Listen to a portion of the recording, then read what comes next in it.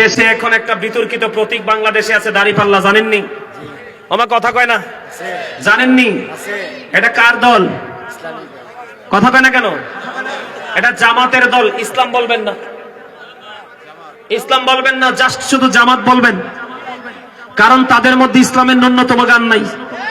কথা বলেন না কেন? তাদের মধ্যে ন্যূনতম ইসলামের গান নাই। মদ, জুয়া, জিনা, ব্যভিচারের চাইতে ভয়ঙ্কর অবস্থা হইলো এখন বর্তমানে।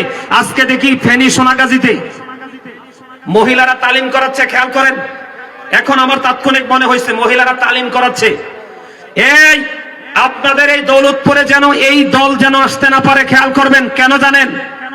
একটা নারী যখন তার সীমানা ছেড়ে অন্য সীমানায় যাবে, তিনটা পুরুষের যেই কোন একটা পুরুষ তার সাথে থাকতে হবে।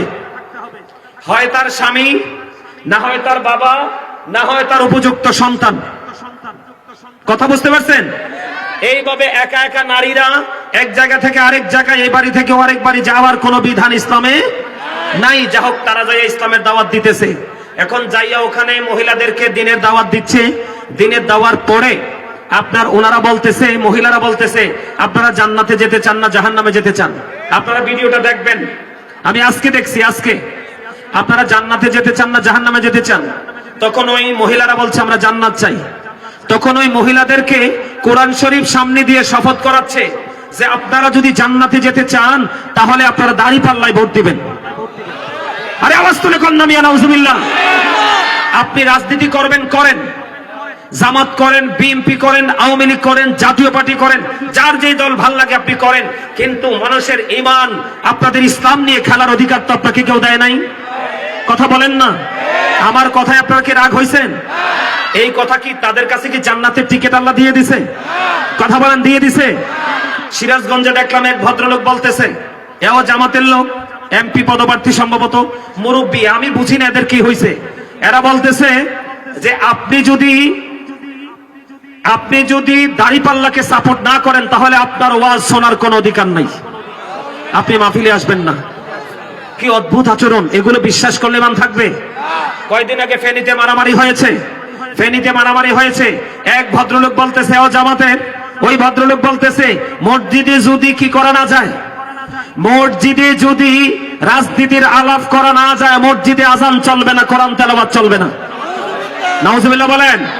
সম্মানিত উপস্থিতি, আমি গতকালকের ওয়াজে মসজিদ নিয়ে আলোচনা করেছি। এদিক তাকান। আল্লাহ রাসূল বলেছেন এক ব্যক্তি লাল ওট হারিয়ে ফেলেছে। কি? এক ব্যক্তি লাল ওট হারিয়ে ফেলেছে। নবীজি নামাজরত অবস্থায় এক ব্যক্তি মসজিদে এসে ডেকে ডেকে বলছে, তোমরা কেউ কি আমার লাল ওটটা দেখেছো? তখন রাসূল নামাজ শেষ করে বলে দিলেন, তোমরা সবাই তার জন্য দোয়া করো, সে যেন তার লাল ওটটা খুঁজে না পায়। তার কারণ কি? কারণ তার লাল ওটের তালাশ করার জন্য মসজিদ বানানো হয় নাই, মসজিদ বানানো হয়েছে আল্লাহর জিকির করার জন্য। ঠিক কিনা বলেন? আর জোরে বলেন। সম্মানিত উপস্থিতি, ইয়া রাসূলুল্লাহ, আমার এখানে আপনারা জামাতের ভাইরা থাকতে পারেন, আমি আপনাদেরকে হাত জোর করে বিনীতভাবে বলছি, আপনি রাজনীতি করবেন, আপনি রাজনীতির ধারায় থেকে রাজনীতি করেন। ঠিক কিনা বলেন? কিন্তু ইসলাম নিয়ে, মুসলমানের ঈমান নিয়ে কি করতে পারবেন না। আমাকে প্রশ্ন করা হয়েছে, হুজুর আপনার হা না ভোট নিয়ে আপনার কি মন্তব্য? আমাকে বলা হয়েছে বাংলাদেশে গণভোট হবে, হা না হবে। হা না ভোট নিয়ে আপনার কি মন্তব্য? আমি হা না ভোটের পক্ষে নই। কেন হা না ভোটের পক্ষে নই আমি আপনাকে বলি। আপনি যদি হায়ের পক্ষে দেন তাহলে তারা সংস্কার করবে। কথা বলেন। আর যদি আপনি নায়ের পক্ষে দেন তাহলে তারা কি করবে? সনদ বাতিল হয়ে যাবে। কেন আমি হা না ভোটের পক্ষে নাই আমি বলি, এটা আপনাদের জেনে রাখা দরকার। সম্মানিত উপস্থিতি, আমাদেরকে বলবে আমরা মূর্খ, আমরা বুঝি না। এই দেশ আপনার না, শুধু আমাদের সবার। ঠিক কিনা বলেন? এই দেশে যত শ্রেণীর মানুষ আছে সবারই বাংলাদেশ। ঠিক কিনা বলেন? এই মহান মুক্তিযুদ্ধের মাধ্যমে আমরা বাংলাদেশ পেয়েছি। ঠিক কিনা বলেন? এই দেশ আমার আপনার সবার, দেশকে নিয়ে ভাবার দরকার সবার আছে। তার কারণ হলো I love my country and countries people. আমি আমার দেশ এবং দেশের মানুষকে ভালোবাসি, এটা আমার প্রেম। ঠিক কিনা বলেন? সম্মানিত উপস্থিতি, আমার দিকে তাকান। এই শেখ হাসিনা নামার পরে বাংলাদেশে অসংখ্য মাজার ভাঙ্গা হয়েছে। যারা আজকে হা না ভোট নিয়ে, যারা আজকে হা না ভোট নিয়ে মাঠের মধ্যে তুরজুর চালাচ্ছে, তারা একটা মানুষও কিন্তু মাজারের পক্ষে কথা বলে নাই। অথচ এই বাংলাদেশের জন্ম দিয়েছে, ইসলাম এনেছে, তৌহিদ এনেছে কারা? আল্লাহর ওলিরা। ঠিক কিনা বলেন? আরো জোরে বলেন। সংবিধানে বিসমিল্লাহ, তাদের যে সংস্কার, এই সংবিধানের মধ্যে বিসমিল্লাহ থাকবে কিনা? আমরা আল্লাহর হুকুমে বিশ্বাস করি, আল্লাহর আইনে আমরা বিশ্বাসী, এই সংবিধানের মধ্যে এটা থাকবে কিনা এটা আমাদেরকে আগে জানতে হবে, তারপরে আমরা ডিসাইড করবো আমরা হ্যাঁ না ভোটে কোনটা দিব। কথা বলেন না কেন? আরো জোরে বলেন, আরো জোরে।